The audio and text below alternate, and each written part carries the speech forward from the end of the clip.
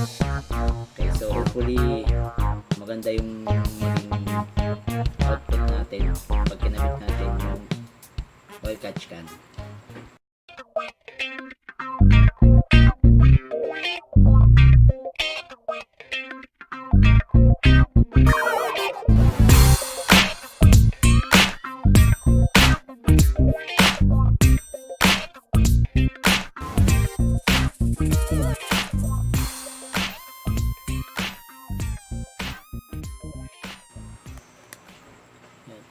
So guys, ito na naman po tayo.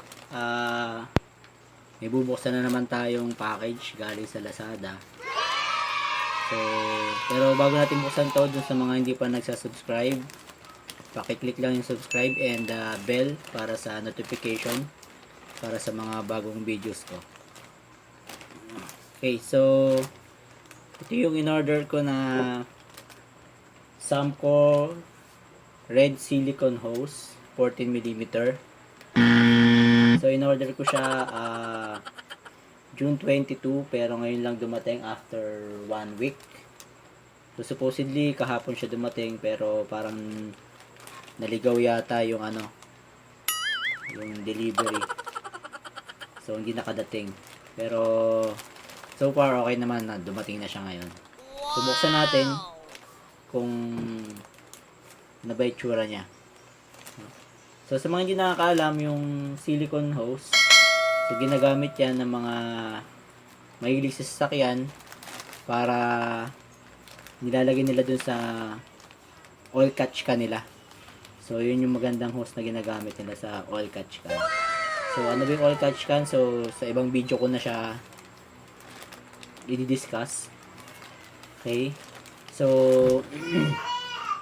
order ako kay TJR Auto Hub. So nakuha ko siya ng worth 255 per meter. Pero sale kasi siya. So yung original price niya is 300. And then shipping fee niya is 40. So order ako ng 2 meters para kung halimbawa hindi naman ako kapusin pag nagkabit na ako ng oil catch can. So binili ko to para sa oil catch can ko. So hindi pa lang dumadating yung oil catch can. So ito muna ang hose yung in-order ko. So worth 510 pesos and then 40 pesos na shipping fee. So nakatipid ako sa kanya, kaya umorder ako sa kanya ng 2 meters. So buksan natin kung ano yung itsura niya.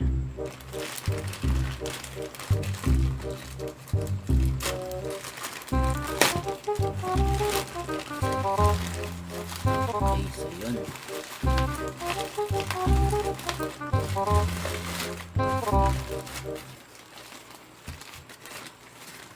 Wow! So ito yun, 14mm na red hose. So mas maganda kasi yung silicone hose kasi ano siya, hindi pumuputok sa pag naiinitan. So mas maganda yung material niya. Okay. So unlike do sa ibang hose, so actually nagkabit na ako ng oil catch can sa sasakyan ko. So i-feature ko siya sa another video. Pero para makita niyo yung kaibahan ng hose na ginamit ko dun sa hose na nabili ko ngayon. So nakita ko lang din sa YouTube, maraming gumagamit ng ganitong klaseng hose. So napag-decidean ko na bumili rin, no? Para sa oil catch can. So maganda kasi to, unlike dun sa hose ng tubig. So ito silicone hose. So ang size niya is 14mm. So tingnan natin kung talagang 14 siya. Sukatin natin, no.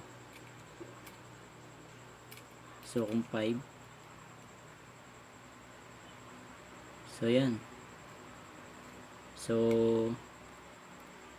almost 14mm. Pero I think pasok siya dun sa sasakyan ko. Kasi nakikita ko na yung butas niya.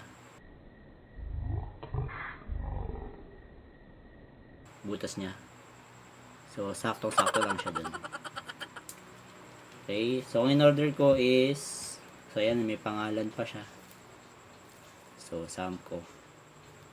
Ayan. Yung iba nito meron siyang ply, pero yung kinuha ko yung wala na. Syempre nagtitipid din tayo. Yun lang tayo sa mura. So check natin kung yung haba talaga niya is 2 meters. Okay. So kahit nakarolyo siya,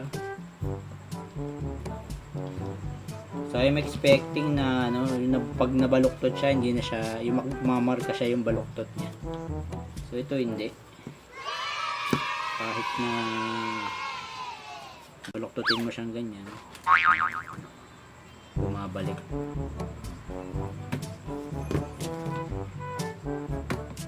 Hindi siya nagkakaroon ng leg.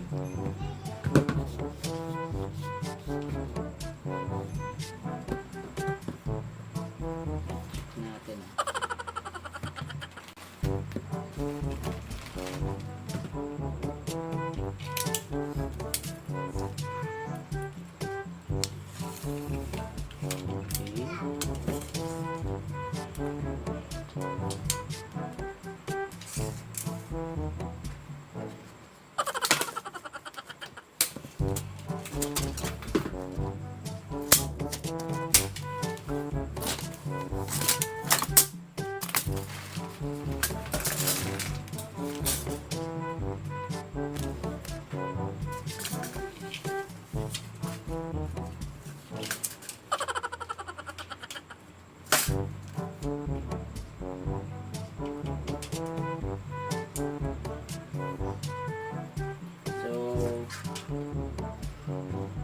Okay, so 2 meters sakto